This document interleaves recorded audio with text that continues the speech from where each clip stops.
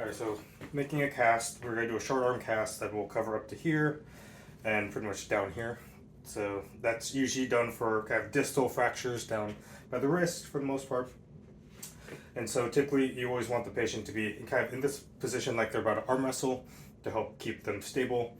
The key thing is trying to keep them still, especially if you're working with kids. You're going to always want to look, but try to keep them as stable as possible like this. 2 stockinets.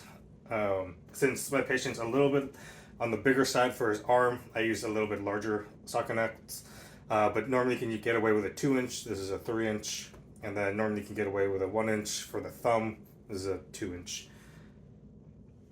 So I usually make a cut right at the end here, and this will just cover the thumb. And then you can usually want to measure your patient's arm just to see how long you want the stockinet.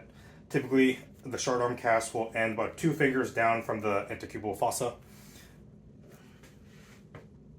And so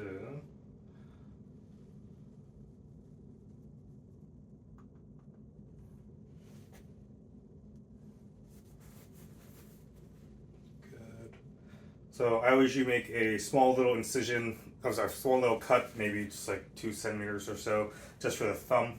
And then you just want to make sure there's nice and smooth as you're kind of smoothing out the stockinet, because any wrinkles the patient will feel long-term wise in the cast. So, yeah. And lengthwise up here, you do want at least about 1 inch or 2 above the MCP joints here, because you will be folding this down later on like this once the cast is a little bit more complete. So I usually start with a 2-inch up on the wrist. I usually start right at the wrist here, and then I work my way up towards the hand. So with rolling, you always want to roll away, and then I always try to do a 50-50 roll. And so 50-50 just means, so here's the initial roll, then try to get 50% of that as you're continuing to roll to make sure you're getting enough coverage. And then because the arm has so many different contours to it, I usually just rip in whatever direction I need to be going to be able to keep the web rolls flat. Or sometimes it will rip, but if it rips, that's fine. Just continue to roll. And my point here is always to stop at the MCP joint here, and then just keep rolling. You can go through the web space here and just kind of tear away as you need.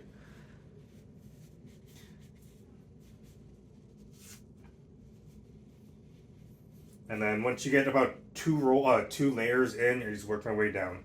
The key thing is to be careful of adding too much padding, especially around the wrist, because that's usually where you start. Because you don't want the cast to be over padded, but you don't want to be not enough padding. If it's over padded, it can be a little bit tough to remove the cast later on, because there's just too much padding and overheat the saw. And when it gets to a point where you're just struggling to roll, just toss it and get it in one.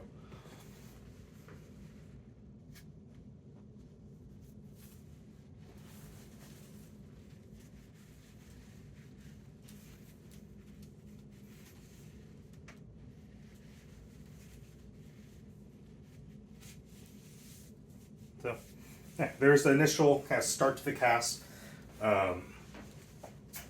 Once you kind of get this part of the cast done, you do want to put some bumpers, some extra layers for padding, usually down here at the MCPs and at the web space of the thumb.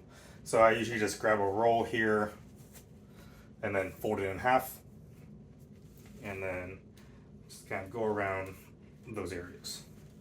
There's just extra padding because since those are the kind of wear points of the cast. Fold it again. This one will go around the MCP, and then I usually tear a little bit here just so it doesn't get over padded around the thumb, because we'll be putting another padding there too. And for the thumb, people do it differently. I usually fold, instead of folding this way, I'll fold this way and tear in the middle. I usually call this like the pants padding.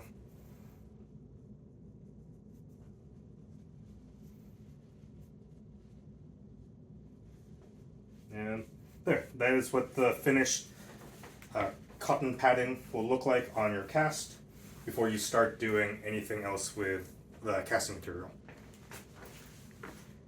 One thing to note that I did forget that he did bring up is the tightness of the cast does kind of rely on the tightness of the web roll that you wrap, and then also the fiberglass.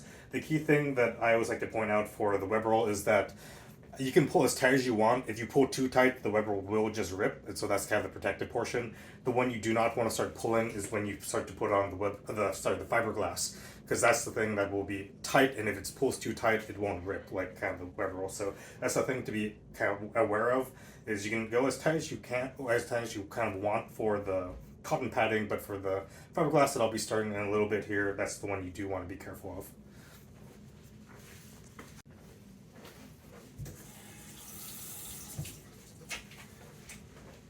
So this is the fiberglass we're using.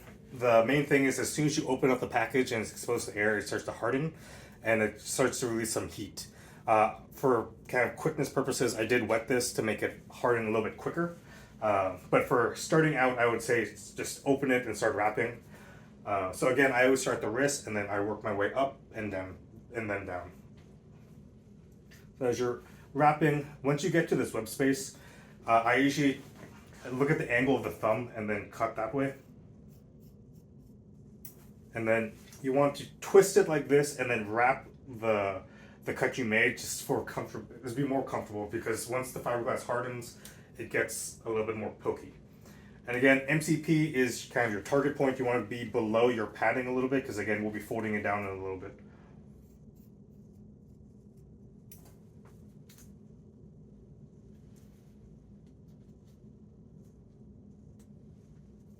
And so once you have these down, I can rotate here. Once you have these down here, you do want to try to catch it with the fiberglass again, just so they don't open up.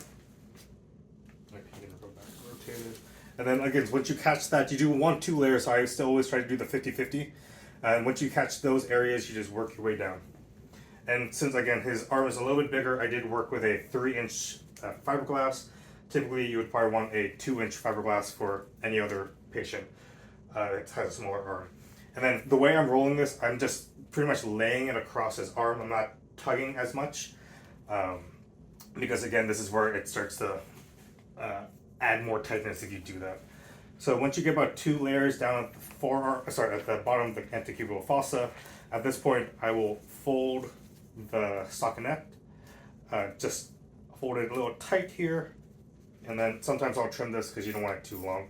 It makes it removing the cast a little bit more difficult.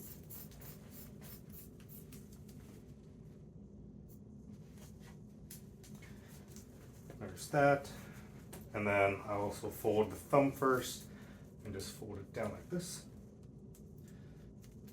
And then for the this piece, this one's a little short.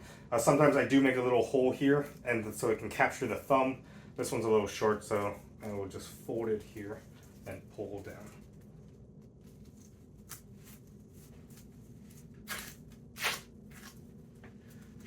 Alright, so that's the first layer, and then the second layer, we'll be starting the second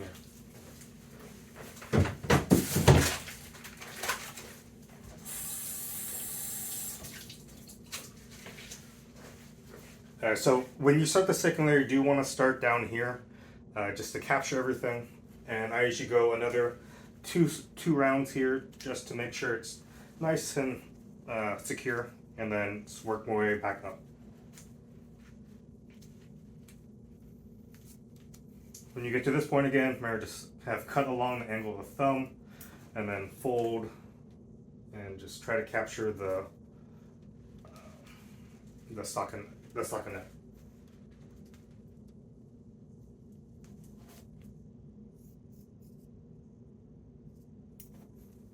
You just have to kind of trial and error test to how high you go. Sometimes I usually go a little bit higher. This one, not so much. And then again, you want to capture the folds here so they don't fall apart. And then try to go down and then up to capture the other fold here. The nice thing about fiberglass is you can really pull it and to kind of pull it to where you want. And that's pretty much the cast. I always try to end the cast up here on this side. It's less likely to cause any friction or anything when they're rubbing against their pants or anything like that. So you just want to kind of rub it to seal it. And at this point, there are a couple molds you should be focusing on. The first mold is up here by the palm. So at this point, you count as if you're arm wrestling them. So you want to put your thinner eminence into their palmar crease and just kind of mold the cast right there. But you also want to be careful right here too. You don't want to add too much pressure. And so as you're doing that, it's kind of hard to show on video, but I'm supporting the back end here, but also supporting the back of the wrist by extending it, and also having the palmar crease with my thenar eminence here. And then the other mold is the interosseous mold, which is between the radius and the ulna, and that one you're just using your palms to kind of push in basically. And at this one you do want to push fairly tight because that's what's going to give a lot of the support to the cast. At this point, you likely might be pushing on the patient's fracture, so it will hurt a little bit. But just let them know that unfortunately this is something that has to be done. It helps keep the cast stable. And so you're just continuing to push as you're waiting for the cast to harden. Again, if you wet the cast material, it will harden a lot quicker, which is what I did for this one, just to make it a little bit quicker. But you just want to keep on molding the cast until it's hard, basically. And the more water you get, the quicker it can go. Alright, so things for the cast. Like I said, mold, you always want to mold up here, the interosseous mold over here. And then again, you always want at least like 2-ish fingers from the end of the cast here to the antecubital fossa, at 2 to 3 fingers or so. And then you should be able to at least stick like a little finger in to the end of the cast here. That's how you know it's a good amount of space. Other things of note for casts in general is things I always tell patients is the cast is gonna feel fairly snug for the next day or two. After that, the cast will start to loosen up because the padding we place will start to thin out. And so it's expected that it's gonna be snug. You want to warn the patient that if the fingers start to turn blue, start to lose start feeling in their fingers, what they can try at first is sit by like the coffee table or the kitchen table and leave the arm up, so any of the blood up in the fingers can kind of circulate. If that doesn't get better, cast might be too tight and have them come back in to probably get the cast taken off and put a new cast on. Other things I always tell patients, especially kids, if it's itchy, to tell them to never stick anything down the cast if the cast is itchy. Things they can do are small vibrations, so you can start to tap the cast and you are on there to help with any of the vibrations with the hairs. If you have like a massage gun, you can gently use it on the top of the cast to help with that. And other thing I usually tell kids too is if this part of the arm is itchy, have them scratch the other arm, kind of to trick the brain a little bit. Whether that works or not, it's up to the patient, but that's another thing to be aware of. Things for the cast material itself is waterproof. That's what fiberglass is. However, if the inside of the cast gets wet, that's the thing we're worried about. More so those cotton padding that we place, if that gets wet, it will just stay wet. Skin can get macerated, get infected, and so I always tell kids or even patients that once you get a cast on, just use Purell. Don't try to wash the hand. You'll usually forget that you have a cast on and start washing your hand and the cast will get wet. If you get removed, usually try to get it removed in 24 hours or so. You want to go to a place that has a cast saw, so either back to the clinic, the ER, or if you're like on vacation, ER or like urgent care if they have cast saws to get that removed. And for the first 24 hours or so, I always tell patients try not to lean on the cast, because while the outside is hard, the inside can still be molding, and so if you lean too much on that arm, it can start to shift the mold that was placed. And so at least 24 hours, or I just tell them the next day, then they can start doing anything with the cast. They can do anything they want with the cast as long as it's not causing pain, and so that's kind of the main things to look out for.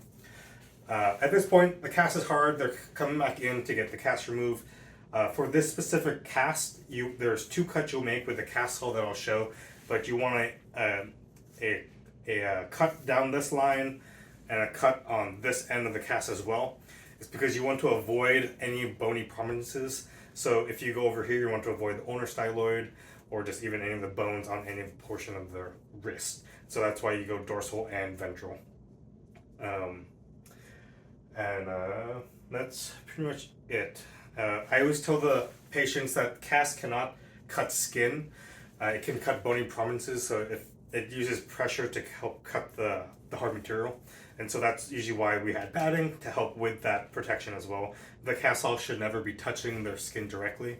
And then I usually show patients myself that it cannot cut skin. So for here, I will show that it can't cut skin. It's only a hard pump. So at that point, it can't cut skin, only on hard portions of the cast it can cut. And so again, I try to avoid all bony prominences, and as soon as I get to the MCP, I kind of protect the patient's MCP just so they don't get cut. And so this portion is going to be fairly loud. When you are cutting, as a new person cutting, do you have the It should be over there, laying on top of that, if there's one over there. Maybe not. Yeah. Sometimes, It might be in the other room. if you're in have an area that has casting, they usually have what kind of looks like a ruler that you could stick through the cast to help protect the patient in case they get scared. And the key thing with the cast saw is I always hold it like this with my index finger here just as a guide. And you don't want to leave the cast saw too long in the cast because it will generate heat, and that can actually burn the patient. And so the way I do it is I usually just go straight in, out, like that, through this side and the back. But that's pretty much it. So I will just go ahead and film this here. Let me just move the camera because I will probably stand in the way. Let's see.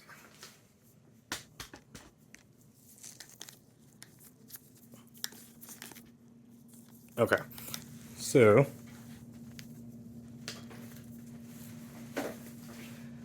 so usually try to get a towel or something over them because it does get pretty dusty, just to help keep the patient clean.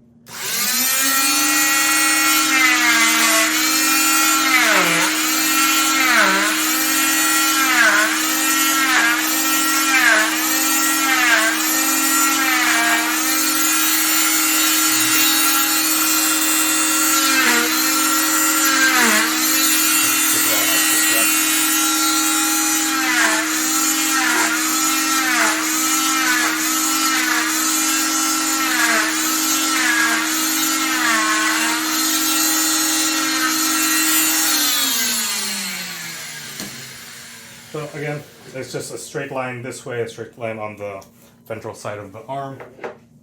And so anytime you cut off a cast, you do want to use a cast splitter because there are some portions, usually at the ends, that don't usually get cut because they're a little bit thinner sometimes. And so just kind of stick it in and then pop. Sometimes you'll hear a pop like there. And then same on the other side.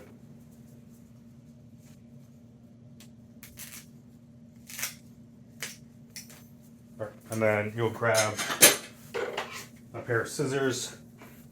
Usually at this point, I usually just make one small cut on the dorsal side. And then after that, you can spray it apart. And you want to try to get between the web roll and the stockinette, just because it makes it a little bit more comfortable for the patient and just cut straight, basically.